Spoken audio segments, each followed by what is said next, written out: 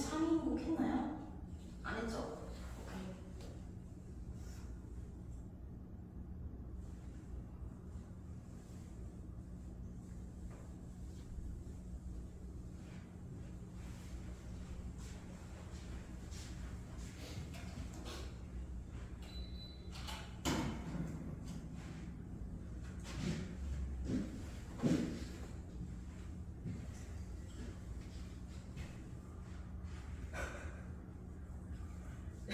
정신 차리고. 좀만 있으면 방학이다 얘들아. 한 달 정도 있으면 방학이다. 근데 사실 어. 학교 다니는 날보다 방학이 제일 길어요. 그치? 나도 그런 거 같아. 요새 방학에도 여러분들 아침에 학원 다니니까 큰 차이가 없지 않나 싶기도 해요. 그러니까 아닌가? 얼른 대학생이 되길. 대학생의 방학은 길고 아무것도 없습니다. 여러분이 학점을 조져서 계절학기를 듣지 않는 이상 대학의 여름방학은 길고 아무것도 없고 금방 지나가니까 여름을 2번만 버티시면 됩니다. 쌤 졸업하셨어요? 갑자기 그런 말을? 그쵸? 당연하지. 근데 졸업한 지 오래됐지 나는. 아 진짜요? 뭐 어떤 거 학부 아니면 대학원? 배우고. 대학원 졸업한 지 얼마 안 했죠. 근데 하긴 했지. 하긴 했습니다. 학부는 오래됐어요. 졸업한지. 여러분 뭐 대학 가면 즐겁지 않을까 싶긴 합니다. 그래서 여러분들 비교적 1학년 학생들에 비해서 대학을 1년이나 먼저 갈 수 있으니까 좋은 거라고 생각하세요. 우리 여름을 2번만 버티면은 그 다음 여름부터는 아마 큰 일이 없다면, 별 일이 없다면 길고 오랜 시간 동안 아무것도 안 하고 보낼 수 있을 겁니다. 보통 대학의 여름방학이 6월 초 중반부터 8월 말까지니까 즐기세요. 여러분이 학점만 조지지 않는다면 아마도 즐길 수 있을 겁니다. 자, 들어가 봅시다. 정철의 소미인곡 들어갈 거고요. 자, 들어가기에 앞서가지고 정철이라는 사람이 어떤 사람인지에 대해서 먼저 좀 얘기를 해봐야겠죠. 자, 여러분이 알고 있는 정철에 대한 지식은 어떤 건가요? 나는 어느 정도 안다. 정철이라는 사람에 대해. 아니면 이름만 들어봤다. 작품이 어렵다고 소문났다. 그쵸, 딱 그 정도서. 자, 그래서 정철이라는 사람은 어떤 사람이냐면은 조선 중기의 서인이라고 봐야 돼요. 자, 그래서 이 사람은 조선 중기 사람이다.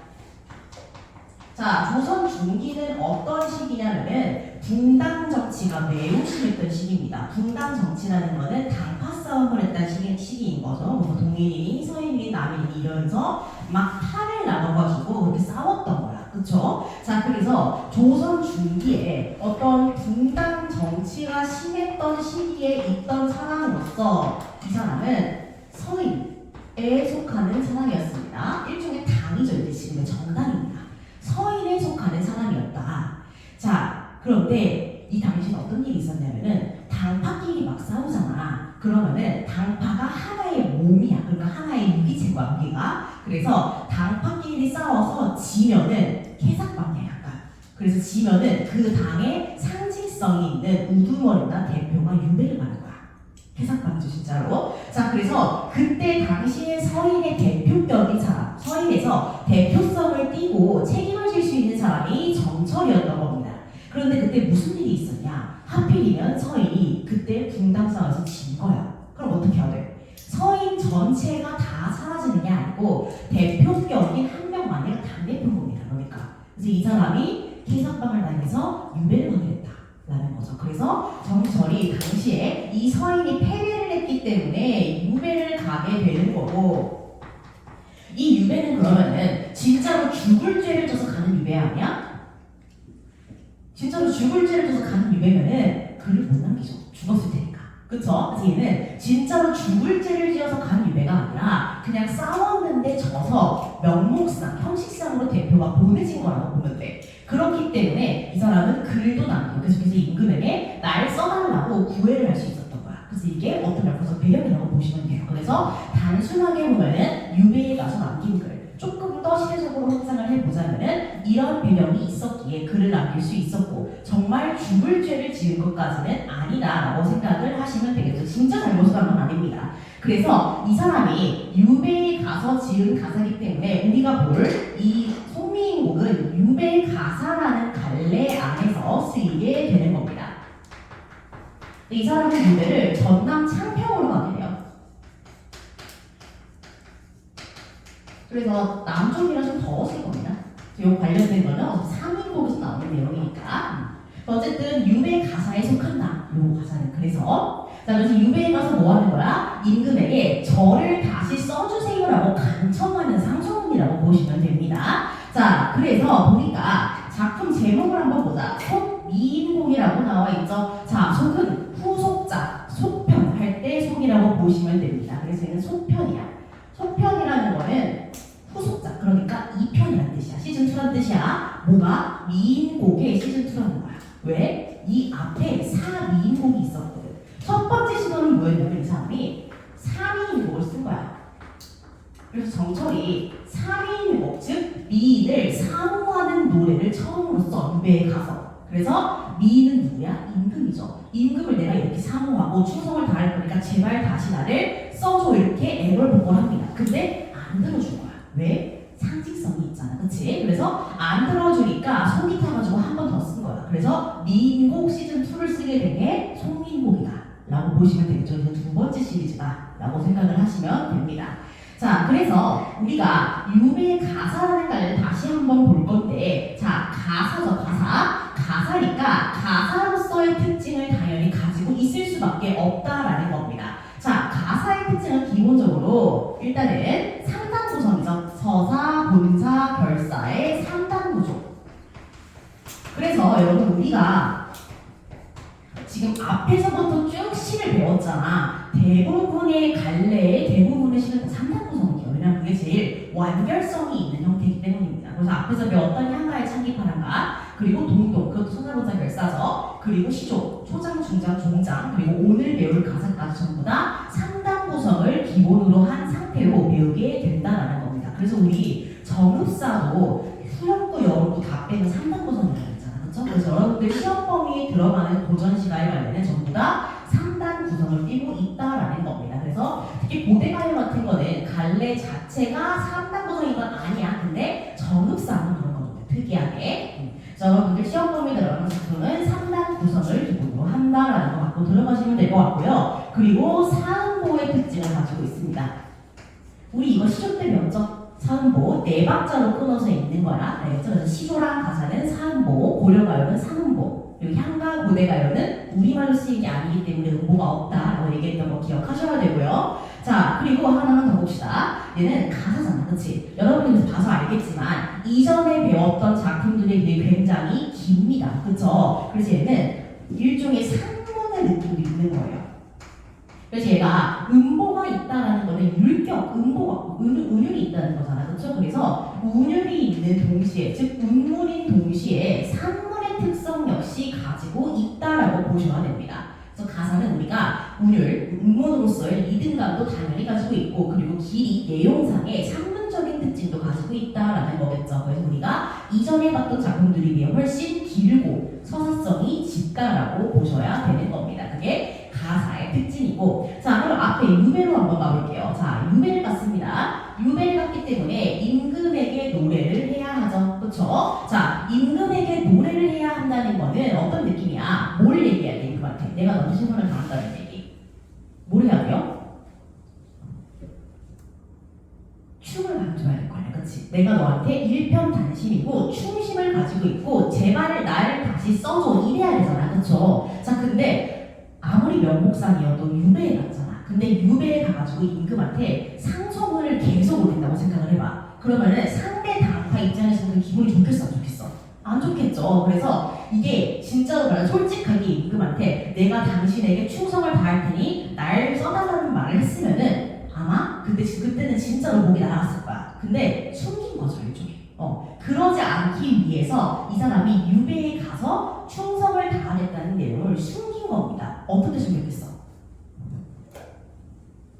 겉으로는 그렇게 드러내지 않아야죠. 어떻게 숨겼어? 요인으로. 그쵸? 자, 그래서 우리가 봐야 하는 중요한 특징은 그겁니다. 우리가 송민국의 가장 중요한 특징 중에 하나는 바로 여인의 사랑으로 포장을 했다라는 점입니다. 그래서 우리가 유배라는 그 특별한 상황 때문에 송민국은 남녀 간의 사랑이라는 겉포장으로서 이 임금에 대한 충정을 감추는 거야. 그렇죠? 그래서 남녀 간의 사랑을 사용해서 임금에 대한 충정을 숨겼다라고 보셔야 됩니다. 그래서 우리 남녀 간의 사랑은 고려가요 때 배웠죠. 남녀 상열지사라는 말을 씁니다. 그래서 뭐 남녀 상열지사, 애정가사 이런 말을 써요. 그래서 남녀 상열지사의 탈을 쓴 충신연주지사의 노래인 거야.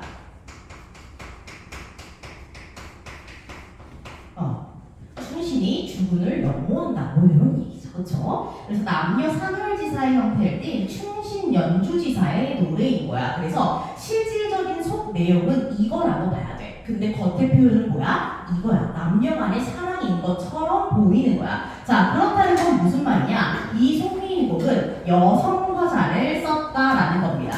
여성 화자, 즉 임을 그리워하는 여성 화자의 모습을 사용했다. 그래서 이 화자는 여성 화자다. 그래서 임을 사랑하는 얘기를 한다. 그쵸? 자, 그래서 이 과정에서 아무래도 뭐가 드러나? 감추기라는 효과가 드러날 거고요.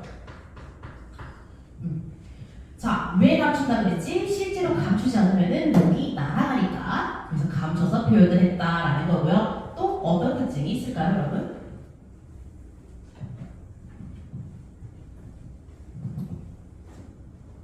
여성적 화자니까 조금 더 공감을 많이 받아들죠. 왜냐면 인류 보편의 사랑 얘기잖아. 늘 하는 얘기지만 우리 사랑 얘기는 인류 보편적인 감정이고 인류가 보편적으로 공감할 수 있는 내용이기 때문에 늘 사랑 노래가 가장 많이 공감을 받고 효과적으로 내용을 전달할 수 있다라고 이야기를 했던 겁니다. 아시겠죠? 자, 그래서 이렇게 한번 정리를 해보세요. 유배가사라는 것 때문에 이렇게 이런 특징을 가지게 된다.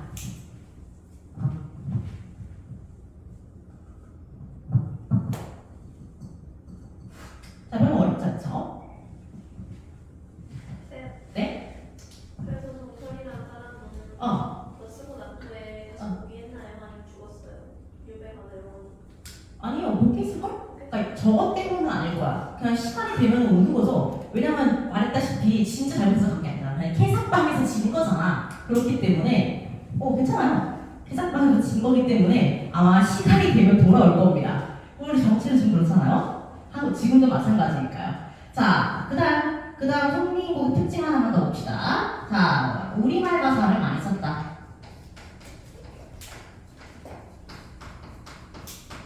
자, 그래서 우리말 가사를 많이 써서 우리말 특유의 서정성과 아름다움을 많이 표현했다라는 성지가 종종 등장하기는 하는데 이때 보통 보기로 많이 언급되는 사람이 김만중이라는 사람입니다. 왜냐면은 김만중, 구운몽의 작가입니다. 이 구운몽의 작가인 김만중이 서포만필이라는 자신의 에세이, 수필 같은 거에서 송민국의 우리말을 사용한 것에 대해서 예찬한 부분이 있어요. 그렇기 때문에 김만중의 서포만필이 보기로 종종 인용되기도 합니다. 그래서 우리말의 아름다운 특성을 잘 살렸다라는 특징이 있고요. 서포는 김만중의 호예요. 자, 그 다음에 대화체라는 특징이 있습니다. 좀 특이한 포인트니까 알아두세요. 자, 이게 무슨 말이냐면은 우리가 보통 시조라고 하면은 지금까지 배운 것들은 대략 독백체였잖아. 그냥 한 명이 일반적으로 자기 얘기를 하는 독백체였는데 이 송민국이라는 작품은 특이하게도 대화체입니다. 그래서 두 사람이 나와서 서로 얘기를 해야 돼. 그래서 한 명은 메인 인물, 한 명은 MC라고 보셔야 되는 겁니다. 그래서 이따가 작품을 보고 다시 한번 언급을 해드릴 거예요. 그래서 이게 송민국의 전반적인 특징이다라고 보시면 돼요. 갈래상의 특징, 그리고 송민국 자체의 특징 밑에 2개, 그리고 시대적 배경 이런 것까지 한 번에 좀 정리를 해두세요. 특히 정철에 대한 것들은 좀 잘 알아두세요. 정철에 대한 걸 알아놔야 하는 이유는 정철로 엮여서 나올 3인 유도곡이라든가 아니면은 관동별곡 이런 것들을 대비하기 위해서인 거고 유배 가사에 대해서 알아야 하는 이유는 작품의 주제상으로 연결될 만분가라든가 부천가, 정과정 이런 거에 대해서 대비하기 위해서입니다. 그리고 마지막 그게 우리말 가사 대화체의 특징 요거는 아무래도 모르겠어요. 아무래도 이 자체적인 문제 때문에 그렇죠? 자체적으로 등장할 특징 그런 문제 이런 것들을 맞추기 위해서 알아야 한다. 그래서 전부 다 알아두시면 좋겠죠. 자 아직 본문은 들어가지도 않았는데 여러분 벌써 외울 게 한가득입니다. 근데 아마 어렵진 않을 겁니다. 자 그래요. 여러분 정신 차리시고 다시 들어갑시다. 본문으로 들어갈 겁니다. 역시나 3단 구성으로 나눠서 할 건데 앞부분은 서사라고 얘기를 했었죠. 그래서 3단 구성으로 나눴을 때 우리는 서사 파트부터 들어가게 될 겁니다. 서사 즉 서론이죠. 글로 치는 그 서사로 들어가게 될 거다. 자 그래서 작품 한번 읽어봅시다. 그래서 여기서 통민곡이 여러분 교과서에 실리는 이유는 우리말 가사가 많이 쓰였기 때문에 비교적 쉬워서 그런 거예요. 가사 중에서 비교적 해석이 쉽기 때문에 여기 들어갔다라고 생각하시면 됩니다. 자, 딱 세 줄 먼저 들어가 볼 겁니다. 세 줄 승윤이가 먼저 읽어볼까요? 뭘로 읽어요? 당연히 중세국어로. 어차피 시험은 이걸로 나오잖아.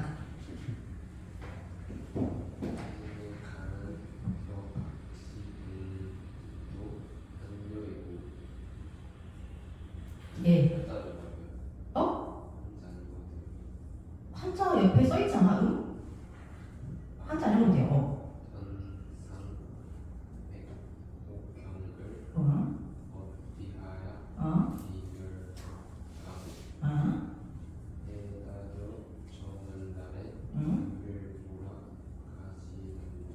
그쵸? 자, 그래서 제가 이 작품은 대화체라 그랬잖아. 그래서 인물이 2명 나와야 돼. 그 중에서 첫 번째 인물이 지금 이야기를 하고 있는 겁니다. 자, 그럼 정리 한번 해볼 겁니다. 자, 첫 번째 대화로 들어갈 거예요. 자, 일단은 지금 승윤이가 읽은 부분은 한 사람이 계속 얘기하고 있는 부분이기는 해. 그래서 일단은 우리가 지금 얘기하고 있는 사람을 감녀라고 할 겁니다. 첫 번째 여자라는 뜻이야. 작품상으로 처음 등장한 여자.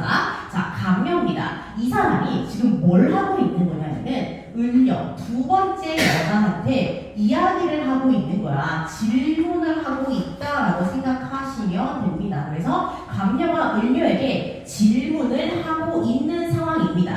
그럼 이 상황이 어떤 상황인지 한번 같이 해석을 해볼게요. 자, 저쪽부터 들어가 볼게. 대가는 격각시, 저기가는 저각시인 거야. 그러면은 지금 감녀는 누구한테 말을 걸고 있다? 저각시한테 말을 걸고 있다. 그래서 누가? 저각시가 을녀라는 걸 알 수 있겠죠.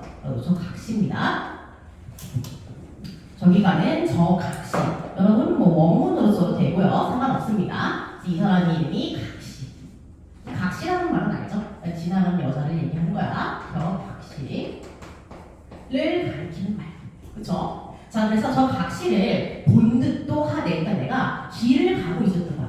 감녀가 길을 가다가 지나가는 사람을 딱 봤는데 어디서 본 것 같이 익숙한 사람인 거야. 그래서 저기 가는 저 여자 어디서 본 사람 같은데 이러는 거야. 자, 그 다음 줄 천상배곡경을 어찌하여 이별하고. 자, 천상입니다. 천상이라는 건 말 그대로 천상계야. 그럼 반대말은 뭐야? 천상계의 반대말은 뭐야? 지상계. 잘했어요. 그래서 지금 천상계와 지상계를 구분하고 있잖아. 그래서 우리는 이거를 이원론적 세계관이라고 얘기하기도 합니다. 그쵸? 지금 우리가 사는 세상이 하나라는 게 아니고 천상계가 따로 있고 그리고 밑에 지상계도 있다는 겁니다. 그래서 원래 어디 있던 사람이야? 저 사람은 천상계에 있던 사람이야. 천상계에 배곡경에 있던 사람이래. 배곡경은 옥황상제가 사는 궁궐이야.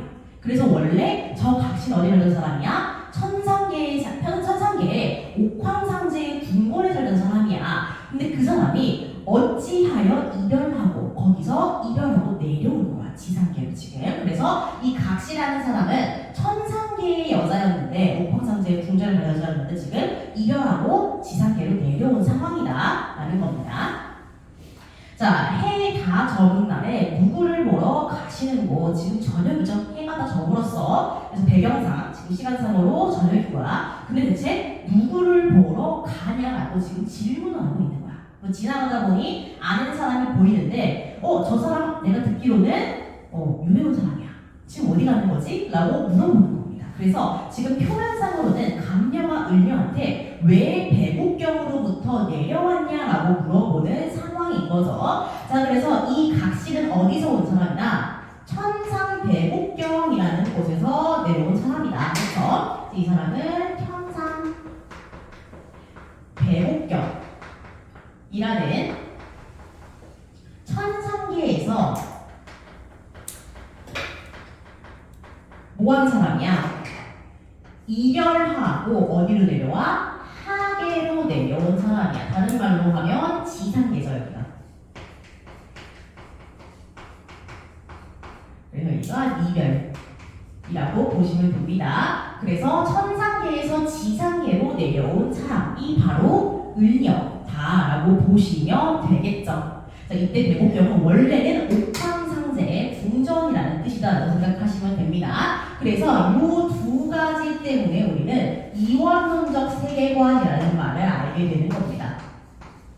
그래서 우리가 지금이야 별로 이런 걸 안 나누잖아. 근데 당시에는 천상계 아니면 지상계 이렇게 딱 갈라놨다는 거야. 천상계는 잘못하면 지상계로 내려오고 지상계는 잘하면 천상계로 올라가고 이런 식으로 딱 나눠서 두 가지로만 세계를 구분했다라고 생각을 하시면 되겠죠. 자, 그래서 이 질문에서 우리는 각시가 천상이건 지상으로 표면상으로 내려온 사람인 걸 알 수가 있는 거야. 근데 이면적으로는 어떤 느낌이야? 실제로 천상계에 살던 사람은 아닐 거 아니야, 이 사람이. 그치? 그럼 이 사람이 천상계에서 이별해서 지상계에 왔다는 건 뭐예요? 한양에서 유배 가서 지방으로 왔다라는 뜻이겠죠. 그래서 그렇게 이해를 하고 넘어가시면 되는 겁니다. 자, 그래서 감녀의 질문이 끝났어요. 그럼 이제 당연하게 뭐 해야 돼? 을녀가 대답을 해야겠죠. 그래서 이 감녀의 질문에 대한 을녀의 대답이 들어갈 겁니다. 그래서 이제 을녀가 감녀에게 얘기할 거예요. 여러분 감녀 을녀도 구분 잘해야 돼. 자, 어와 내역이고 여기부터가 감녀입니다. 자, 여기부터 4줄 정도 유찬이가 읽어볼까요? 어와 내역이고 이내 사샤에 들어오고 내 얼굴이 거동이긴 괴양축한가 어쩐지 날 보시고 내로 달려오시네 나도 님을 믿어 님들이 전혀 없어. 여기까지 볼게요. 자, 어와 너구나. 너는 누구야 지금? 감녀를 가리키는 말이죠. 그래서 지나가다가 어째서 여기 지금 지나가는 거지? 라고 물어봤더니 을녀가 딱 감녀를 보고 너구나 라고 알아본 겁니다. 그리고 바로 뭐라고 해? 내 얘기 좀 들어봐 라고 시작을 합니다. 지금 어떤 상황이야? 헤어지고 와가지고 친구한테 하소연하는 상황인 거야. 이런 거 들어주면 안 돼요, 여러분. 자, 내 얼굴 이 거동이 님 괴양즉 한다면은 이건 뭐야? 나의 얼굴, 나의 모습과 이 거동, 이 행동이 님이 나를 사랑할 만하대. 그러니까 님의 사랑을 받을 만하다는 거야. 나는 원래 그랬다는 거야. 그래서 어쩐지 나를 보고 너다 라고 여겼대. 그러니까 뭐야? 임은 나에게 나를 보자마자 첫눈에 반했다는 거야.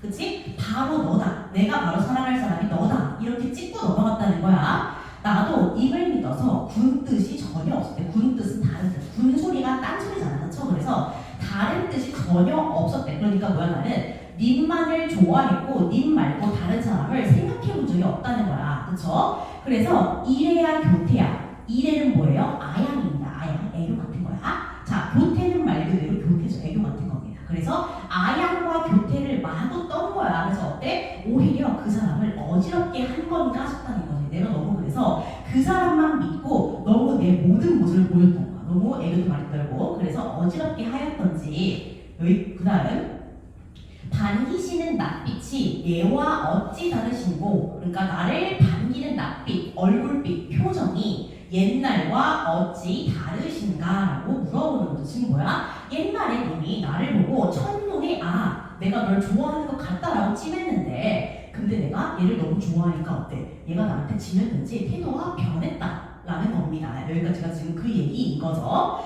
자, 그 다음으로 계속 이어가 볼게요. 누워 생각하고 일어앉아 해야 하니. 자, 누워서 생각하고 일어나서 앉아서 해여하니 해단을 생각하다야. 그래서 생각하니죠. 그래서 내가 누워서도 생각해보고 일어나서도 앉아서도 생각해보는 거야. 대체 내가 뭘 잘못했는지 생각해보는 거야. 그랬더니 어때? 결론적으로는 내 몸이 지은 죄가 뇌같이 쌓였대. 뇌는 뭐야? 산이야. 생각해보니까 어때? 내가 지은 죄가 산과 같이 쌓였대. 즉 뭐야? 이미 나에게 질리고 태도가 바뀐 이유가 누구 때문이라는 거야? 나 때문이라는 거야. 그래서 이별의 원인이 나다라는 결론에 이르게 되는 거죠. 첫 번째 원인은 그겁니다. 자, 그 다음 줄 하늘이라 원망하며 사람이라 허물하랴. 자, 하늘을 원망하며 사람을 탓하겠는가라는 겁니다. 자, 그래서 이게 무슨 말이냐면은 내 잘못이기 때문에 하늘을 원망할 수도 없고요. 누군가를 탓할 수도 없다는 거야. 다 내 잘못이라는 거야. 자, 그래서 어때? 생각해보니까 너무 서러운 거야. 내가 뭘 잘못했지? 이러면서 계속 생각해보니까 어때? 서러워서 풀쳐 생각하니 뭐야? 조음을 타신 것 같아. 지금 뭐야? 이게 처음에는 내 잘못인 것 같아. 그래서 생각하니까 어때? 뭔가 억울한 거야. 내가 뭘 잘못했지? 이런 생각을 하다가 뭐야? 근데 고민을 해보니까 이건 내 잘못만 있는 게 아닌 것 같고 조물주의 잘못도 있는 것 같아. 조물주는 뭐야? 절대제잖아. 그러니까 운명적인 원인도 있는 것 같다라고 생각을 하는 겁니다. 그쵸? 그래서 지금 이 을려라는 사람이 감녀가 지나가서 아는 척을 하자마자 뭐야? 자기 헤어진 얘기를 하소연하고 있는 거야. 그쵸? 여러분은 이런 일을 당하시면은 절대 들어주면 안 됩니다. 예전에 저도 알고 싶지 않았어요, 여러분. 진짜 중요한 인생의 고민입니다. 누가 나 진짜 헤어질 거야 라고 여러분한테 고민 상담을 하잖아? 절대 들어주지 마. 어차피 3일 안에 다시 붙어. 절대 들어주지 마. 가면 얘도 마찬가지야. 얘도 어차피 이거 쓰고 다시 가잖아. 그치? 그러니까 들어줄 필요가 없어요. 자, 그래서 어쨌든 을려가 감녀에게 답변을 해줍니다. 그러니까 왜 대체 천상계에서 지상계로 왔냐라고 물어보니까 알려주는 거야. 그 내막을. 내가 사실은 이미랑 사랑하는 사이였는데 어쩌다 보니 헤어지게 됐고 그 원인이 생각해보니까 두 가지인 것 같다라고 얘기를 해주는 겁니다. 자, 그래서 한번 정리를 해볼게요. 자, 그래서 지금 이 질문에 대한 답, 즉 천상계를 왜 떠나왔냐는 질문에 대한 답을 해주고 있는 건데요. 그래서 천상계에서의 사랑했던 내용 그리고 이후에 헤어지게 된 내용까지 이야기를 하고 있는 겁니다. 자, 그래서 원래는 좋아했는데 헤어진 이별의 원인이 뭐라는 거야? 이별이라는 건 이때 천상계에서 내려온 이유인 거죠. 자, 이별의 원인 첫 번째는 뭐야? 나 때문이야. 그쵸? 내 잘못이야. 자신의 탓.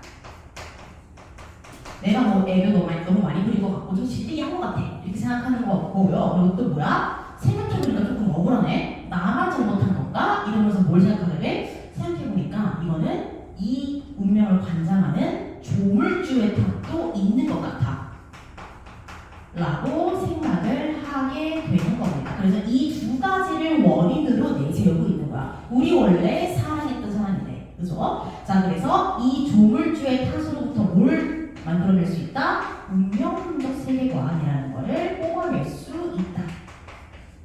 그죠? 왜냐면은 조물주의 뜻이면은 내가 어떻게 막을 수가 없잖아. 한 명의 개인으로서. 그죠? 그래서 운명론적 세계관까지 나아가야 한다. 라는 겁니다. 자, 그래서 여기까지가 서사예요. 앞부분의 서론. 그러니까 이 을녀가 감녀에게 자기 헤어진 썰을 푸는 게 이제 시작이라는 거야. 이제부터 시작인 거예요. 자, 그래서 여러분 쉬었다가 들어갈 겁니다. 왜냐면 본론이 좀 길어요. 그래서 쉬었다가 한 15분 정도 쉴게요. 12시 10분부터 봉사 결사로 들어갈 겁니다. 쉬세요.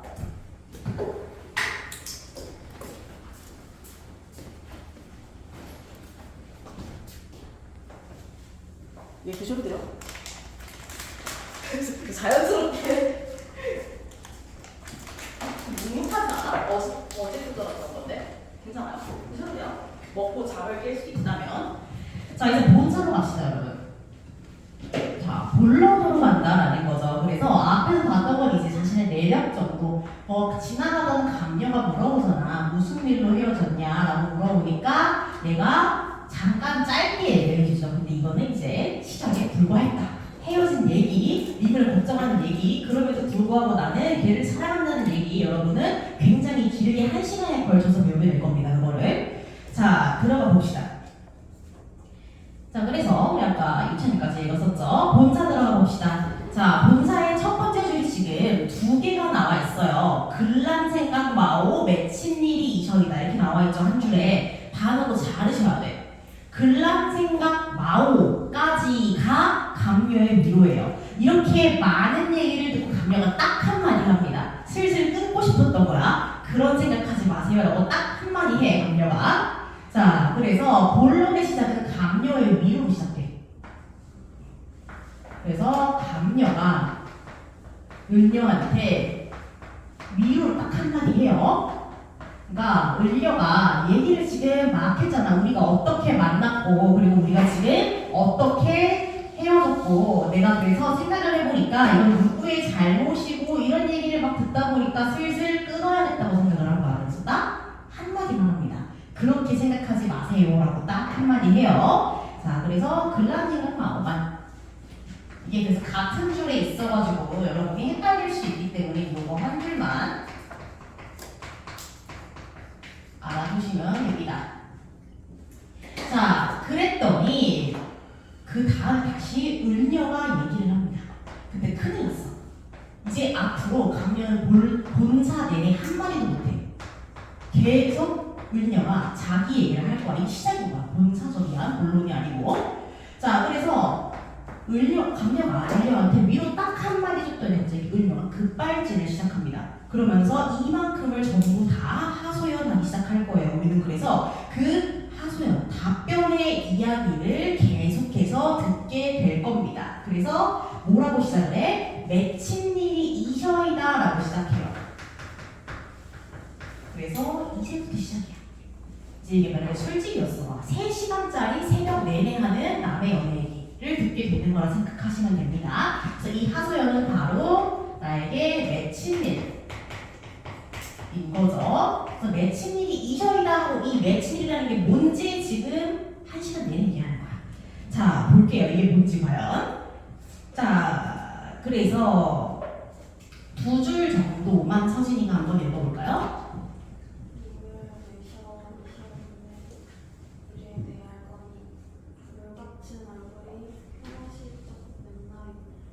님을 모셔 있어가지고 내가 님의 일을 잘 아는 데니까 내가 님과 함께한 세월이 있기 때문에 걔는 내가 잘 안다는 거야. 그죠? 그 뻔한 레퍼토리입니다. 물 같은 얼굴이 편하실 적이 몇 날인가. 그래서 물 같은 얼굴, 이때 당시의 얼굴이라는 말은 몸 전체를 의미하는 말이에요. 그래서 물 같은 몸이 편하실 적이 몇 날이나 있었을까. 즉 여러분 우리가 요즘엔 잘 안 쓰는 말이긴 한데 물몸이라는 말이 있어요. 물몸이 되게 약하고 근육 잘 안 붙고 운동 잘 안 하고 그래 약한 몸을 얘기하는 거야. 그래서 이 물 같은 얼굴, 그러니까 이는 어때? 연약하고 약한 사람이야. 그래서 어때? 편한 날이 며칠 없는 사람. 왜 이렇게 웃죠? 뭐가 웃기죠? 자, 그래서 물 같은 얼굴이 편할 날이 몇 날, 그러니까 즉 이는 어때? 굉장히 예민하고 몸이 잘 아프고 연약한 사람이야. 그래서 어떻다는 거야? 내가 걱정이 된다는 거야. 그래서 그 걱정의 얘기를 또 줄줄 얘기를 할 겁니다. 자, 이 4줄 현명이가 들어가 볼게요.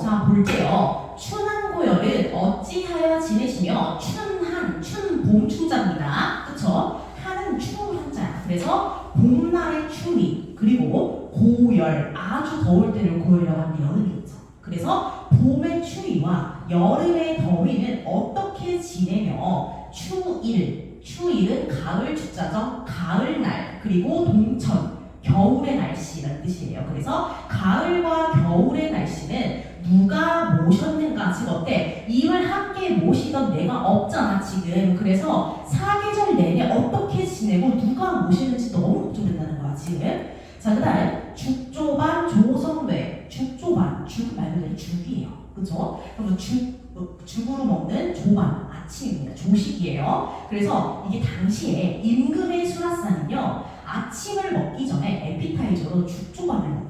그래서 죽조반, 죽으로 차려서 아침을 한번 먹고 그 다음에 아침을 먹어요. 그래서 이건 뭐야? 아침밥을 얘기하는 거야. 아침밥 전에 먹는 죽, 에피타이저의 죽. 그거는 어떻게 먹으면 조석 뇌, 조석은 아침 저녁이죠. 아침 저녁의 뇌, 밥. 아침 저녁 식사는 예와 같이 세시는가, 옛날과 같이 드시는가 이런 뜻이에요. 그래서 이 사람이 아침 전에 먹는 새벽에 먹는 죽을 잘 먹는지 또 아침 저녁에 밥은 옛날처럼 먹는지 이런 게 다 궁금하다는 거야. 그리고 기나긴 밤의 잠은 어찌 자는지. 그러니까 뭐야, 원래 항상 내가 옆에 붙어 있었는데 지금 내가 없잖아. 그래서 뭐 사계절은 잘 지냈는지, 가뜩이나 약한 사람인데 감기는 안 걸렸는지 그런 게 궁금한 거고, 또 밥은 잘 먹는지 궁금하고, 잠은 잘 자는지 궁금하네요. 맨날 그 노래에 나오는 내용이죠. 밥은 잘 먹는지, 뭐 잠은 잘 자는지, 감기는 안 걸렸는지 뭐 이런 걸 물어보는 겁니다. 그게 뭐예요? 매칭이야. 그래서 내가 이런 게 전부 궁금한데 알 수가 있어 없어? 알 수가 없잖아, 그렇지? 그럼 이거를 알려주는 사람이 있어야 하는데 그런 사람도 없고 내가 알 길도 없으니까 그게 내 가슴 속에 맺혀 있다라는 겁니다. 그래서 요 맺힌 일 첫 번째는 뭐예요? 사계절에 대한 걱정이고요. 두 번째는 뭐예요? 식사. 세 번째는 잠이죠. 이거에 대해서 내가 뭐 한다는 거야? 걱정하고 있는데 아무도 나한테 안 알려준다는 거야, 이걸. 그쵸? 자, 그래서 이거는 염려라고 봐야겠죠. 맺힌 일 첫 번째는 이것에 대한 염려입니다. 걱정, 이런 거죠. 한자성어로는 노심초사라는 말을 낼 수가 있죠. 매우 걱정하고 안절부절 못하는 걸 얘기하는 겁니다. 그래서 한자성어 같이 알아볼게요. 노심초사. 잘 지내는지 매우 궁금하다라는 거죠. 그래서 뒤에 사람도 있다. 인스타 친구 끊겼다. 이런 거죠. 자, 그 다음입니다. 자, 그 다음 세 줄 서희가 한번 읽어볼까요? 민사의 휴식을 아무려나 하자니 오늘도 거이로다 내 아내나 사랑한가 내 마음이 불대없다 어디로로 가자달. 님다의 소식 다히라는 건요, 영어로 치면 약간 toward 그런 느낌이야. 님을 향한 소식이라는 뜻이야. 즉, 님 계신 곳의 소식 이런 뜻입니다. 그래서 님 계신 곳, 다른 말로 하면 어디? 한양 또는 이 작품으로 치면 천상계, 그쵸? 그곳의 소식을 어떻게나 아무렇게나 해서 알려고 했대. 알려고 하니 오늘도 거의 즉 오늘도 다 지나갔대. 왜? 이 작품 시작할 때 뭐라 그랬어? 해 다 질 무렵이라고 했잖아. 지금 그렇지? 날이 거의 저물어 갈 때 둘이 만나서 얘기하는 거잖아. 그렇지? 그러니까 이게 뭐야? 오늘도 거의 날이 지나갔다라고 얘기하는 거야. 그쵸? 오늘도 해가 다 저물었대. 내일이나 사람이 올까? 이 사람은 뭐 하는 사람이 있어? 내가 이게 궁금하다네. 그렇지? 그러면은 이 소식을 전해줄 사람을 얘기하는 거겠지. 왜냐면은 이때 당시에는 전화가 없잖아. 당연히 기름도 없어요. 그러니까 소식을 전해주려면 사람이 직접 와야 돼. 근데 그 사람이 안 오는 거야. 편지는 모두. 그쵸? 왜? 해가 졌으니까. 지금이야 해가 지면은 가로등을 켜면 되죠. 근데 그때는 해가 지면 가로등이 없으니까 아예 어두운 거야. 그러니까 사람이 아예 못 오는 겁니다. 자, 그 답입니다. 내 마음 둘 데 없다. 어디로 가자 말고 내 마음을 둘 곳이 없대. 어디로 가자는 건가? 그러니까 소식이 안 오잖아. 그러면 내 마음은 어때 지금? 안정되지 못하고 계속 갈팡질팡하는 거야. 차라리 내가 어디로 가서 이 소식을 직접 듣고 싶은 상황인 겁니다. 자, 그래서 실제로 갑니다. 뒤에 네 줄입니다. 여기 유경이가 한번 읽어볼게요.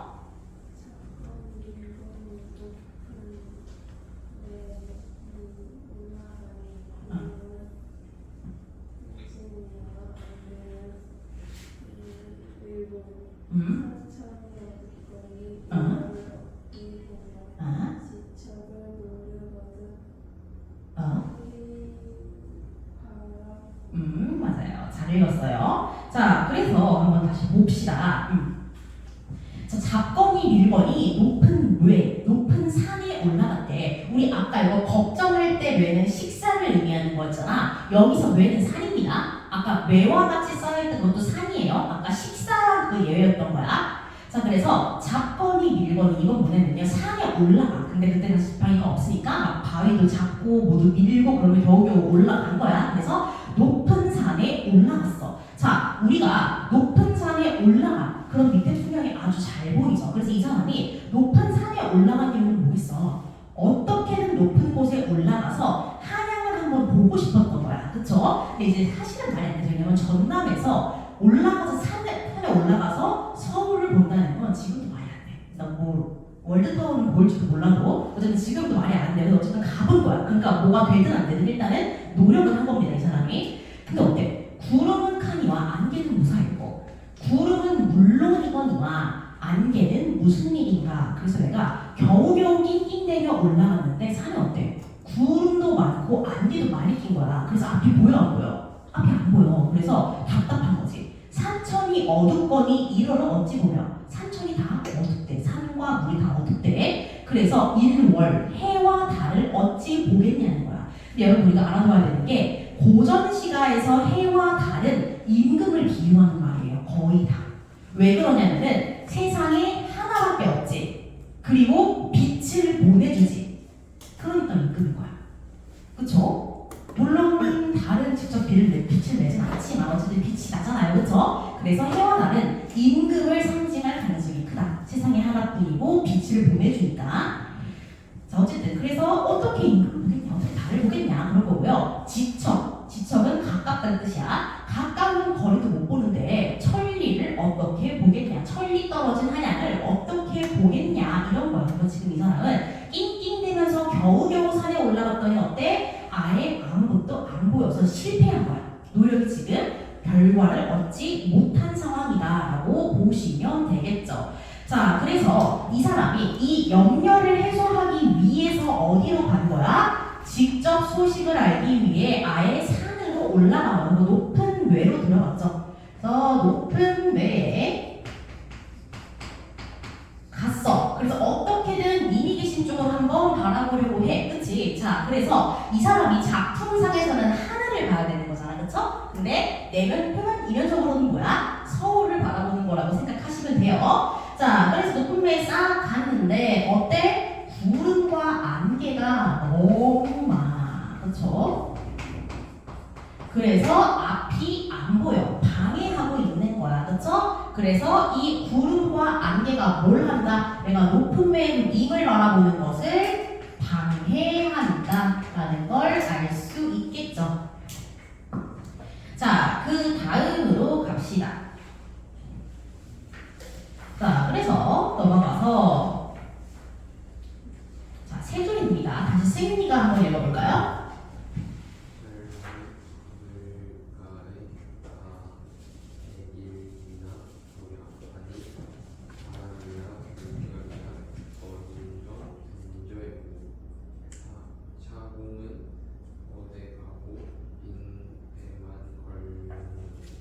차라리 물가에 가서 뱃길이나 보려고 한대. 그래서 우리가 산으로 멀리 못 봐. 그럼 어때? 당시에 비행기가 없으니까 배 타고 바다로 가야 되는 거 아니야. 그치? 그래서 차라리 물가로 가서 뱃길을 보려고 했대. 근데 어때? 바람이야 물결이야 어둥져 어수선하게 되었구나. 즉 물결 바람이 너무 세가지고 어때? 배가 안 뜨는 거야. 그럼 배로도 못 가.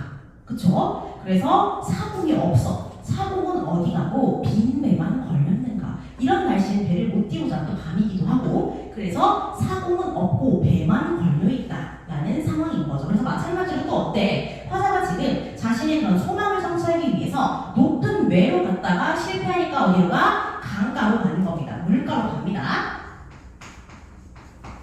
그래서 물가에 갔어. 그래서 배를 띄워보려고 해. 근데 그게 뜻대로 돼 안 돼? 뜻대로 안 돼. 그래서 바람이랑 물결 때문에 뜻대로 안 되는 상황인 거야. 그쵸? 그래서 지금 구름, 안개, 바람, 물결은 다 뭐야? 화자가 소망을 이루기 위해서 이 공간에 가서 무언가 이루는 것을 방해하고 있는 거야. 그쵸? 그래서 이쪽 애들은 전부 다 뭐다? 화자가 무언가를 이루는 걸 방해하는 애들이다 라고 봐야 돼. 그쵸? 그러니까 애초에 화자가 여기에 왜 갔는지를 떠올려야 하는 거야. 그치? 화자가 여기에 왜 갔어? 자기 소망을 이루려고 간 거잖아. 그치? 그래서 소망을 실현하고자 하는 공간이야. 근데 그거를 누가 방해했다는 거야? 구름, 안개, 바람, 물결이 다 방해를 한 거야. 이 두 가지 방법을. 그쵸? 자, 그럼 잘 봐봐 얘들아. 우리가 아무리 천상계기상 얘기를 했어도 사실은 본질은 뭐야? 집에 가서 임금을 그리워하는 내용이잖아, 그렇지? 그렇게 생각하면 어떻게 되겠어? 내가 산에 가고 물에 가서 임금 계신 한양으로 가려고 해. 근데 그거를 얘네가 다 방해를 한대. 그러면은 실제로 정철이라는 사람이 임금을 향해서 나아가는 걸 방해하는 건 누구야? 실제로 현실에서 실제로 물이 방해하지 않을 거 아니야, 그렇죠? 누가 방해를 해요? 저 시기를 생각해봐. 누구겠어? 되게 깊게 들어갔네. 그래서 동일일 수도 있거든. 좀 더 크게 얘기하자면은 간신이죠. 그래서 이거는 간신에 대한 비유라고 보셔야 돼요. 어쨌든 이게 동일이라고 하더라도 정철 입장에서는 자기 단편병은 다 간신이야. 그러니까 간신이라고 묶어서 보는 겁니다. 그래서 얘는 간신이라고 시대적으로 해석이 될 수 있겠죠. 내가 임금에게 나아가려는 소망을 간신들이 방해해서 이런 건데 유배지에서 못 나가고 있다라고 이야기를 하고 있는 겁니다. 자, 그쵸? 자, 그래서 계속 읽어볼게요.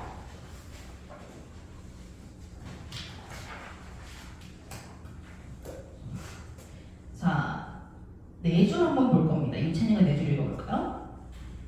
감참에 혼자 샤샤 디는 해를 굽어오니 님 다이 소식이 더 아득한 자이고 5천 자리 밤등만 돌아 반벽 청등은 늘 위하여 발간하고 그쵸. 강천에 그래서 혼자 가서 뭐야? 지는 해를 굽어보고 있대. 왜? 배가 못 뜨니까 해만 할없이 보고 있는 겁니다. 그랬더니 어때? 님 계신 곳 소식이 더욱 아득해지는 거야. 왜냐면 갈 길이 정말로 없어졌으니까. 그래서 이 사람의 목적은 뭐였다? 이 사람의 소망은 님의 소식을 듣는 거였다. 근데 그게 어떤 장애물들의 방해로 인해서 다 무산됐다라는 거죠. 자, 그래서 결국 어떻게 돼? 이 사람은 해지는 것만 보다가 다시 집으로 돌아갑니다. 그래서 모처럼이라는 말이 나오죠. 모처럼은 초가집이라는 뜻이야. 초가집 처음 정확히 얘기하면은 그래서 모라는 말이 나오면은 초가집, 지푸라기 이런 걸 떠올리라고 얘기했었죠. 자, 그래서 초가집 찬 자리에 밤중만 돌아오는데 이게 무슨 말이냐면 내가 해지는 거 다 보고 터덜터덜 집으로 돌아온 거야, 밤에. 자, 그랬는데 밤에 막 집에 들어오는데 뭐가 보이는 거야, 길거리에? 반벽 청등이라는 게 보이는 거야. 청등이 보인대. 얘들아, 너희 청등을 옛날에 배운 적 있을까 혹시? 옛날에 우리가 조선시대 때 청등을 왜 띄우는지 배운 적이 없군요. 자, 이게 이 청등이 언제 띄워지는 거냐면은 결혼하는 집 앞에 걸어놓는 거야. 그러니까 옛날에는 결혼식장에서 안 하고 집에서 했잖아, 그렇지? 그렇기 때문에 여기가 옛날 결혼식이 있었다라는 의미로 청사초롱을 걸어놔요. 이게 청사초롱인 거야. 그래서 벽에 붙어있는 반벽이 벽에 벽 가운데 걸렸다는 뜻이에요. 그래서 벽에 걸려있는 청등, 청사초롱은 누굴 위하여 밝았는고 이거네요. 그러니까 지금 어때 기분이? 나는 님이랑 헤어지고 걔한테 어떻게든 가보려고 했는데 다 실패했어. 그러면서 밤에 집에 터벅터벅 왔는데 뭐가 있어? 이웃집에 결혼을 했대, 이웃집이. 그럼 내 기분은 어때? 기분이 매우 안 좋겠죠. 매우 외롭고 쓸쓸하고 기분이 나쁘겠죠. 그쵸? 그래서 지금 이 반벽청등은 어때? 화자의 마음을 더 안 좋게 하겠네. 그쵸? 이제 반벽청등은 객관적 상관문이라고 봐야겠죠. 그래서 아까 비슷한 소재가 뭐가 있냐면 빈배. 사공은 어디 가고 빈배만 걸려있는 거예요. 빈배도 마찬가지야. 그쵸? 그래서 사람도 없고 텅 빈 배 하나만 동그라미 있잖아. 가뜩이나 외로운데 일도 뜻대로 안 되고 사람도 없어. 외롭고 쓸쓸한 마음이 더욱더욱 부각이 되겠죠. 자, 그래서 이 상황에서 이 사람이 어떤 걸 느끼겠죠? 당연히 슬픔, 그리움 이런 상황들을 많이 느끼게 될 겁니다. 자, 그래서 여기까지 보고 다시 한번 정리를 해 볼게요. 그래서 얘가 이 일을 하고 나서 어디로 가? 다시 볼 겁니다. 잘 안 보이겠지? 밑에 나가면은? 보려나? 자, 그래서 이 일 후에 집으로 와. 그랬더니 뭐가 있어? 반벽청등이 있는데 뭐야? 나는 헤어졌지만 쟤는 결혼하네. 기분이 안 좋네. 이렇게 되겠죠. 그래서 반벽청등. 그리고 위에 아까 뭐 빈배. 이 두 가지는 전부 다 뭐다? 화자의 안 좋은 기분을 더더욱 자극하는 소재다라고 봐야겠죠. 빈뇌예요. 자, 그래서 이 둘은 뭐다? 객관적 상관물이다. 여러분, 객관적 상관물이 뭐야? 자, 윈터스쿨 때 문학개념 한번 들으신 분들이 얘기해볼까? 객관적 상관물이 뭐야? 화자의 응. 기분을 어. 좌지우지하는 사물.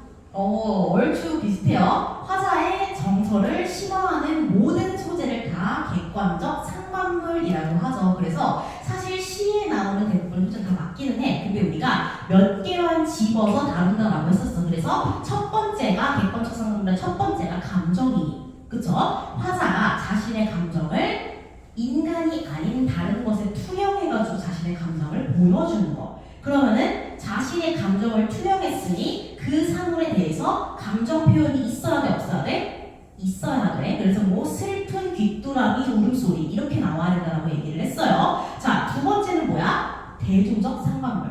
화자와 반대되는 상황을 얘기하는 거였지. 그래서 꾀꼬리는 어때? 정다운데 나는 님과 헤어졌어. 그러면 꾀꼬리는 어때? 반대의 입장에서 내 감정을 심화하는 객관적 상관물이 되는 거죠. 그리고 마지막 세 번째, 자극 또는 영향이었죠.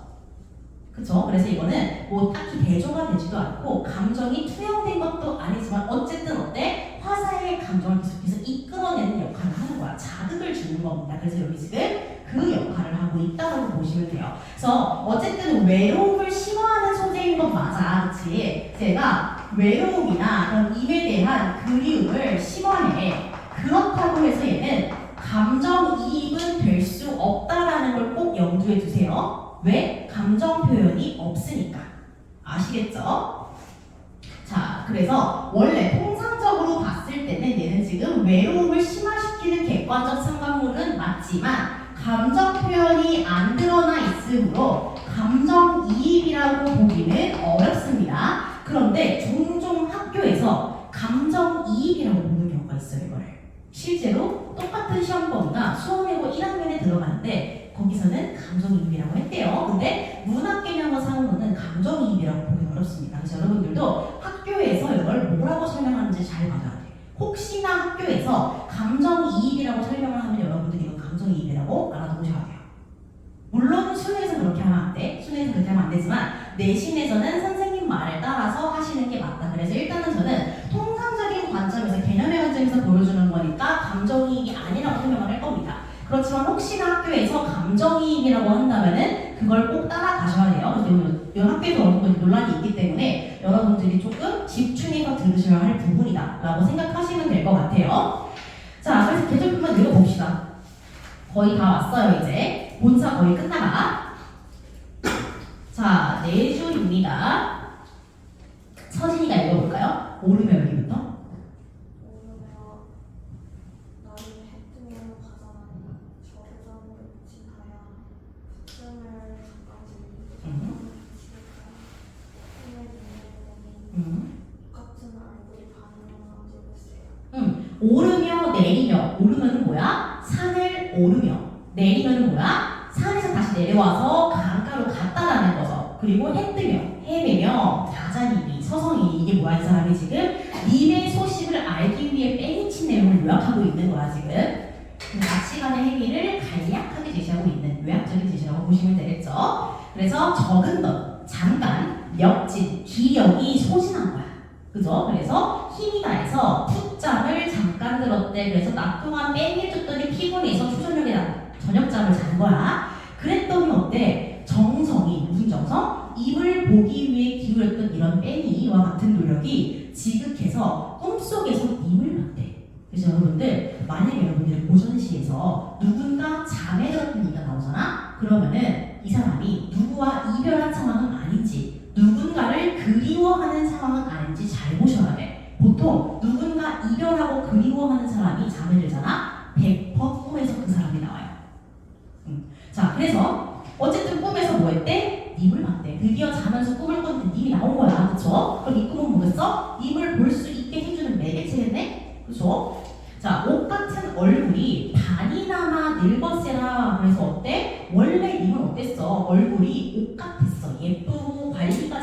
있었다는 거야. 언제? 나랑 같이 있었을 때, 그치? 그때 참 얼굴이 좋았는데 지금은 어때? 반이 나와 늙었대. 지금은 사가버렸네. 이거인 거예요. 그쵸? 그래서 내가 있을 때는 예쁘던 얼굴이 내가 없으니까 마음고생 좀 했는지 사가버린 거야. 자, 그래서 마음에 먹은 말씀을 뭐 했대? 내가 그동안 여기부터 현경이가 읽어봅시다.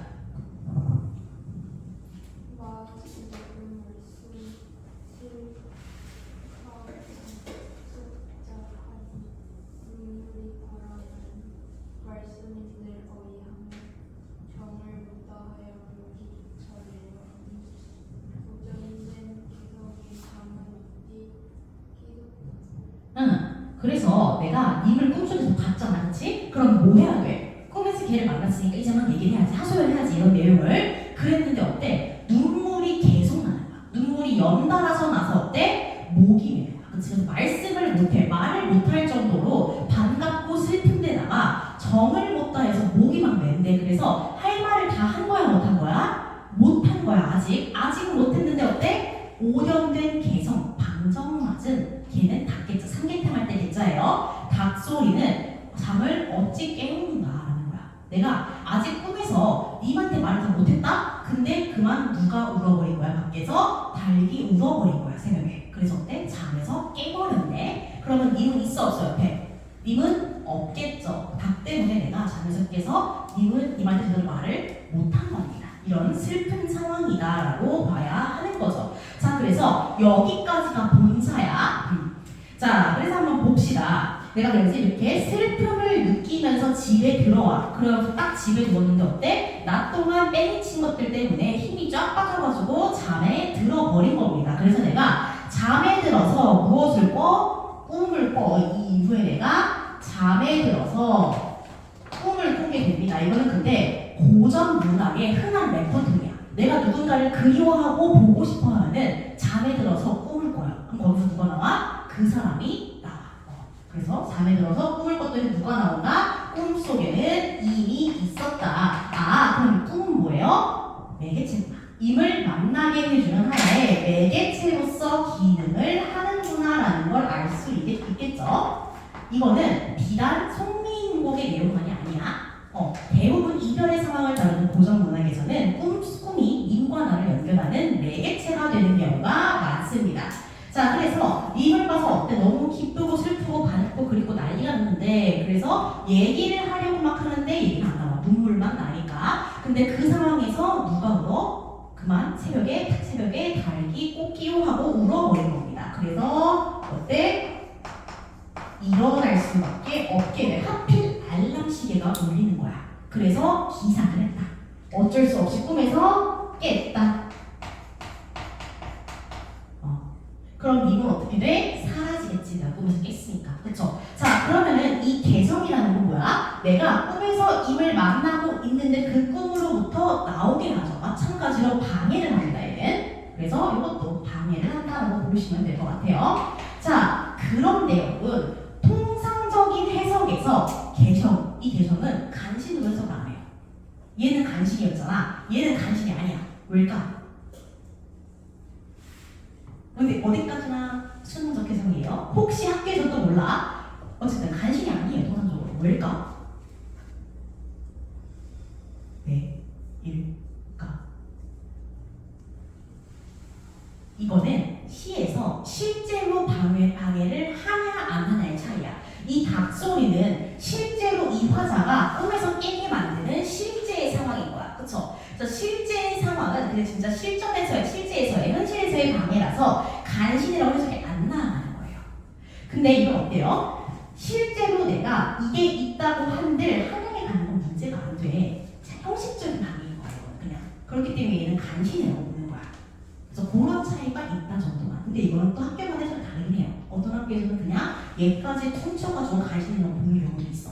그렇기 때문에 여러분들도 이 포인트도 조금 중요하게 보시면 돼요. 학교에서 어떻게 다른지. 그래서 학교에서 간신을 5개로 보는지 아니면 4개로 보는지도 잘 메모해뒀다가 여러분들이 암기할 때 참고하시면 될 것 같습니다. 자, 그 다음으로 한번 가볼게요. 이제부터 뭐야? 결사야. 드디어 결사로 넘어갑니다. 끝나가요. 1시간에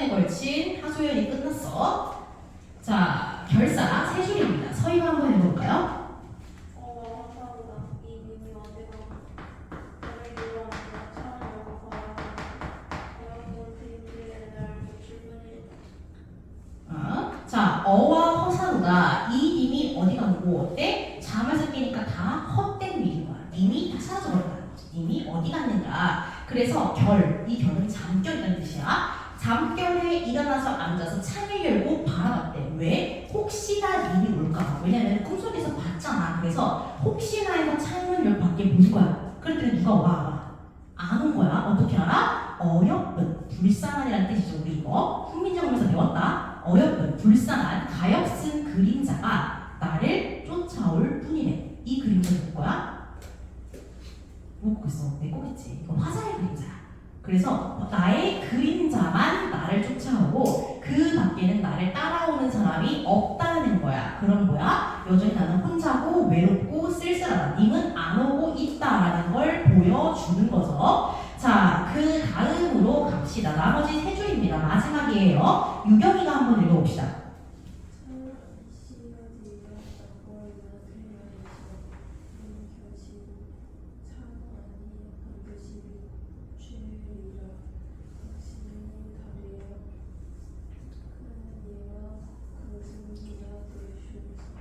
그렇대요. 차라리 시어디어는 쓰러져서인데 조금 더 나아가서 해석하면 죽어서입니다.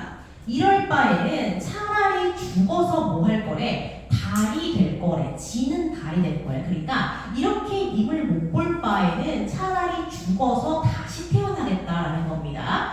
그래서 뭐 할 거야? 나걸 지는 달이 돼서 님 계신 창 안에 번듯하게 비추겠다라는 거야. 즉 달에 대해서 달빛을 님의 창문에 비춰주겠다라는 거죠. 되게 일편단심이죠. 나였으면은 죽어서 원혼이 돼서 괴롭혔을 텐데 이 사람은 지금 달이 돼가지고 비춰주는 걸로 만족하겠대. 굉장히 착하고 소극적이죠. 자, 여기까지가 누구의 말? 을녀의 말. 그쵸? 그랬더니 이 수많은 얘기를 다 들은 감녀가 딱 한마디 합니다. 각시님, 달이 약하니와 구순비란 데서 달이 다른 무슨 달이야. 그냥 비가 돼. 이렇게 얘기한 거예요. 이게 무슨 말이냐면요. 달은 빛이잖아. 그치? 그래서 여러분이 창가에 앉아있는 나 쳐봐. 근데 창가로 달빛이 들어와. 그 거의 인지할 수 있어 없어? 없죠. 왜냐면은 창가에 달이 들어오는 걸 특별하게 생각할 사람이 어딨어. 나한테는 별로 없잖아. 그치? 근데 비는 어때? 내가 지나가는데 갑자기 비가 쏟아져. 그럼 어떻게 됐어? 누가 봐도 비 오네? 옷 다 젖었네. 이렇게 되는 거지. 그래서 비 정도는 돼야 적극적으로 님에게 나를 알릴 수 있는 거잖아. 그치? 그래서 이 감명은 뭐야? 다른 무슨 달이야. 너 왜 이렇게 소극적이야? 적극적으로 비나 돼. 이렇게 얘기를 하고 있는 겁니다. 아시겠어요? 그래서 감녀가 을녀에게 조언을 하는 형태로 마무리가 된다라는 게 핵심인 겁니다. 자, 그래서 결사 한번 정리를 해볼게요. 결사도 여전히 뭐예요?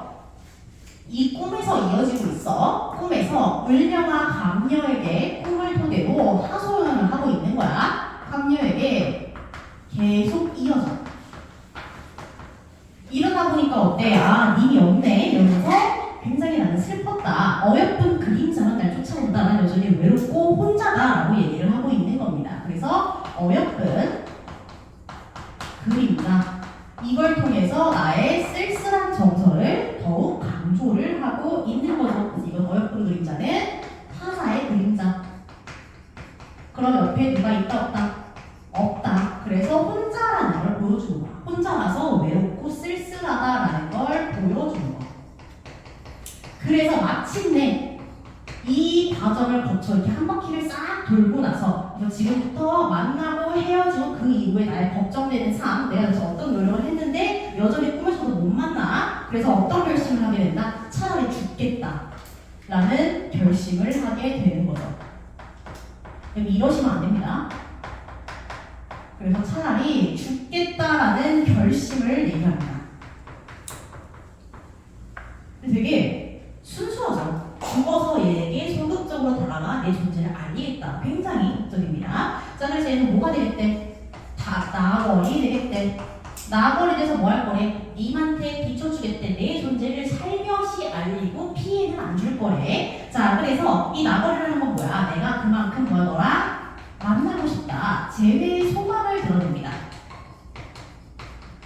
다시 죽을 정도로, 죽어서 태어날 정도로. 그리고 어때? 그럼에도 불구하고 나는 너를 사랑한다. 다시 죽어도 너에게 갈 거다. 그래서 변함없는 사랑을 얘기하는 거기도 하고요.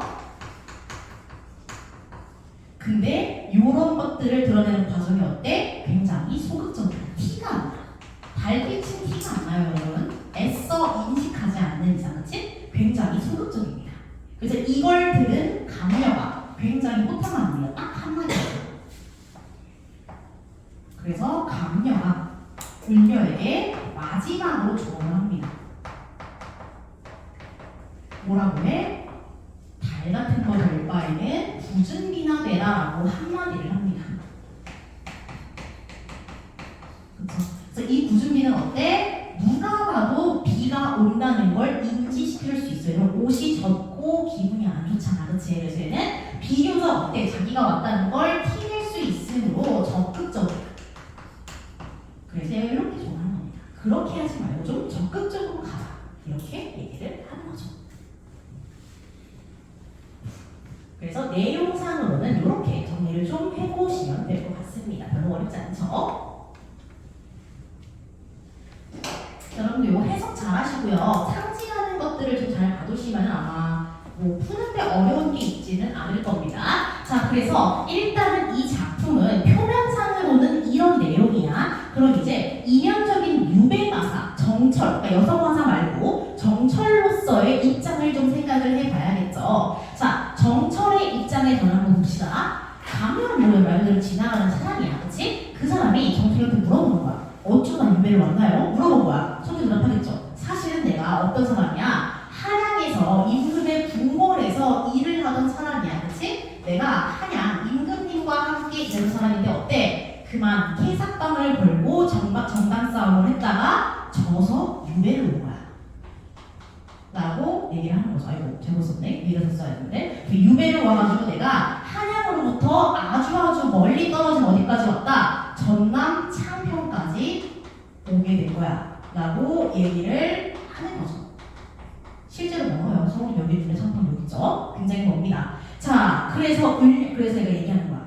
아, 내가 뭘 그렇게 잘못했을까? 라고 물어봐. 내가 생각해보니까 너무 나한테 것 같아. 내가 너무 임금한테 충원이랍시고 많은 말을 한 것 같아. 이렇게 반성을 하는 거야. 근데 생각해보니까 어때? 근데 좀 억울하네? 내가 지금 하고 싶어서 대표를 한 건가? 이러면서 내가 대표가 된 것도 뭐야? 다 운명론적인 탓이야. 이러면서 자기가 여기 유배에 온 것들에 대해서 원인을 생각해보는 겁니다. 자, 그래서 본차로 들어가 봤더니 지나가던 시민이 뭐라 그래? 아이고, 정철이 그런 생각하지 마세요. 그랬더니 얘가 급발진을 하면서 자기가 임금에게 바라는 것들을 1시간 내내 얘기하는 겁니다. 그래서 뭐야? 나는 사실 임금님이 걱정돼, 왕이 걱정돼라고 세 줄로 요약을 합니다. 뭐? 첫 번째, 우리 임금은 몸이 별로 몸이 약한데 잘 지내고 계시는지, 수라상은 잘 받으시는지, 밤에는 잘 주무시는지 좀 걱정이 되네. 그래서 내가 걱정이 돼가지고 사람을 기다리는데 아무도 한양에서 나를 보러 안 오는 거야. 편지도 안 오고 소식도 안 와. 내가 대표에서 서해를 대표해서 유배를 왔는데 아무도 안 와. 그래서 내가 어떻게 하기로 한 거야? 어쩔 수 없이 직접 한양으로 가기로 한 거야. 그래서 산에 올라가 보고 강에도 가봤는데 어때? 간신 때문에 다 막혀. 내가 그래서 계속해서 복권을 시도한 거지. 한양으로 가려고 노력했는데 간신히 계속 방해하는 거야. 정철을 들이시면 안 됩니다. 이렇게. 그래서 방해를 하다 보니까 결국 다 실패해. 그래서 어쩔 수 없이 집에 왔더니 어때? 더 외로운 거야. 이거야. 비유니까요.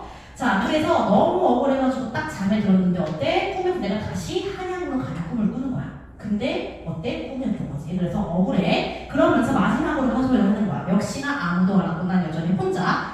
그래도 나는 서인의 대표였는데 혼자서 여기서 뺑이를 치고 있다라고 얘기를 하면서 결심을 하죠. 이렇게 혼자 유배에 가 있을 바에는 죽겠다.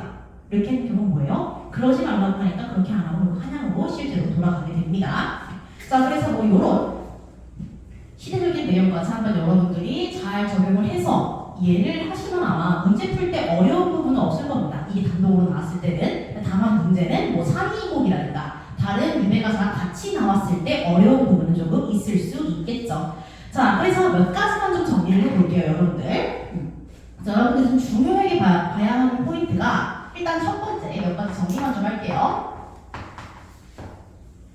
내용이야 당연히 중요한 거고. 자, 일단 첫 번째는 이 작품은 대화체의 형식이라는 거야. 아까도 얘기했지만 대화체의 형식이 너무 꽤 중요한 특징입니다. 왜냐면 이렇게 되는 시간 별로 없어. 작품이 별로 없어요. 자, 그래서 이렇게 둘이 있어. 그래서 먼저 말 건 사람이 누구? 대답하는 사람이 을령. 그쵸? 그래서 이 둘이 서로 왔다 갔다 하면서 대화를 진행한다라는 겁니다. 그래서 감녀가 을령한테는 별 얘기를 안 해. 기본은 지친 거야. 그 얘기 듣다 보니까. 자, 그래서 얘는 감녀는 보조적 인물이라는 말을 씁니다. 그래서 감녀는 보조적 인물이야. 그냥 이야기를 진행해주는 MC 같은 사람이야. 그러니까 유퀴즈라고 치면은 이 사람이 이제 조세호고 이 사람이 게스트인 거야. 자, 그래서 보조적인 인물이고 그래서 주로 몰래 질문을 하고 그냥 간단하게 조언 아니면 위로 형식적인 걸 해줘. 그럼 을련은 어때? 얘가 메인 인물이야. 그래서 이때다 싶은 거지. 그래서 이때다 싶어가지고 자기 얘기를 막 해. 그래서 얘는 중심 인물이야. 중심 인물이니까 당연히 이 사람의 이야기가 중요하겠죠. 자기 얘기를 엄청 해. 하소연. 그래서 이 작품은 을려의 하소연이 대부분인 작품이다 라고 생각을 하시면 되겠죠. 이 정도 보시면 될 것 같고, 자, 그리고 두 번째로 봐야 하는 것들은 상징들입니다. 무슨 상징? 유배가사니까 상징을 확인해야 되죠. 그래서 간신을 상징하는 것들. 이걸 제가 언급하는 이유는 뭐라 그랬죠? 학교에서 4개라고 할지 5개라고 할지 생각해 보라 그랬었죠. 자, 그리고 객관적 상관물. 학교에서 감정이입이라고 할지 안 할지 확인하라 그랬어요. 상징이라는 표현.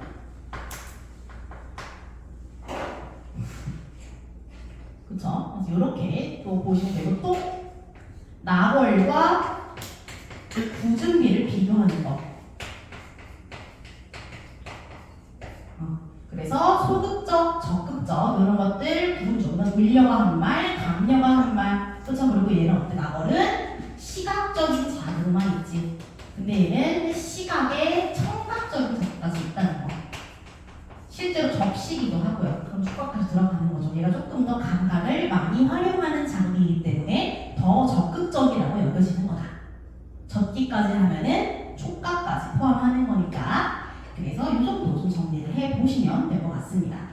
어렵지 않죠? 그래서 여기부터 여기까지 여러분이 빼놓는 내용이 있으면 안 돼요. 전부 다 정리를 싹 해두시면 됩니다. 어렵지는 않을 걸. 자, 그리고 진짜 마지막 연계 작품.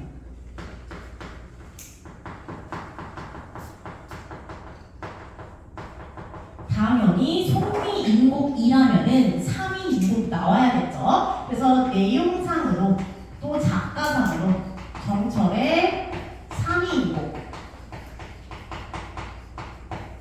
연계 가능해요. 작가가 갖고 이 시리즈의 시즌 1인 거야. 그리고 또 내용상 정서의 정과정.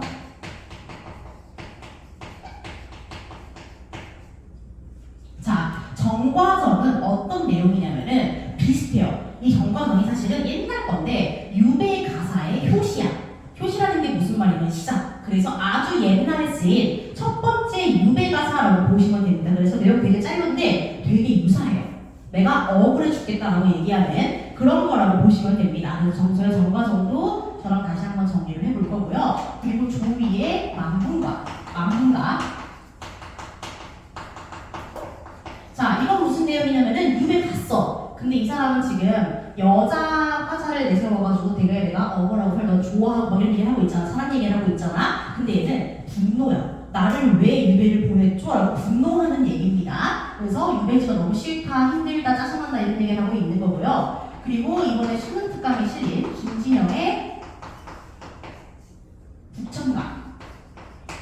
이것도 유배 가사예요. 근데 우리 아까 만분가는 유배지가 싫다, 짜증난다, 덥다 이런 얘기하는 거거든. 근데 북천가는 유배 나쁘지 않은데 이런 얘기하는 거야. 유배를 즐기는 내용이야. 유배에 왔더니 기생도 예쁜 것 같고 풍경도 나쁘지 않아. 사람도 친절해. 이런 느낌이라고 보시면 됩니다. 자, 그래서 얘가 지금 솔직히 나왔기 때문에 좀 잘 보셔야 되고 얘네 셋은 약간 클래식 송미인곡이라고 하면 반드시 봐야 하는 작품이라고 생각하시면 될 것 같아요. 그래서 혹시나 게임을 조금 더 어렵게 된다면은 정철로 엮어서 낼 수 있겠죠. 그래서 같은 작가지만 주제가 다른 관동별곡.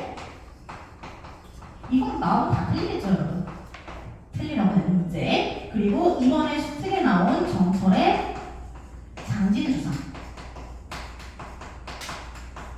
그래서 얘는 연계를 한다면은 작가에 대한 설명이 같이 나오면서 연계가 돼야 돼. 그래서 얘는 지금 유배의 내용은 아니야. 얘는 지금 내가 유배하기 전에 관찰사로 일할 때의 아름다운 풍경에 대해서 풍류를 즐기는 내용이라고 보시면 되고요. 요거는 술 마시는 얘기. 술 마시다 보니까 형제를 즐겨야겠다라는 생각을 하게 된다는 그런 얘기입니다. 그래서 사실은 주제상으로는 매우 동떨어져 있다는 반으로 갈려야 돼요. 그렇지만 작가 연계가 가능하기도 하고 또 요거는 수틀에 나와 있기 때문에 여러분들이 한 번쯤은 저랑 같이 보시면 좋겠죠. 그래서 이렇게 그냥 간단하게만 좀 정리를 해볼 겁니다. 그래서 뭐 적극적, 소극적 요 파트에서는 고려가요 몇 개 나올 수 있어요. 가실이나 정석가 아니면은 서경별곡 요 정도가 또 나올 수 있겠죠. 근데 가실이, 정석가, 서경별곡은 저랑 고려가요 할 때 이미 문제에서 많이 봤을 거예요. 그래서 이거 따로 언급은 안 할게요. 그래서 요 정도만 정리하시고 쉬었다가 이제 문제 좀 풉시다. 할만하죠? 아닌 것 같기도 하고. 저는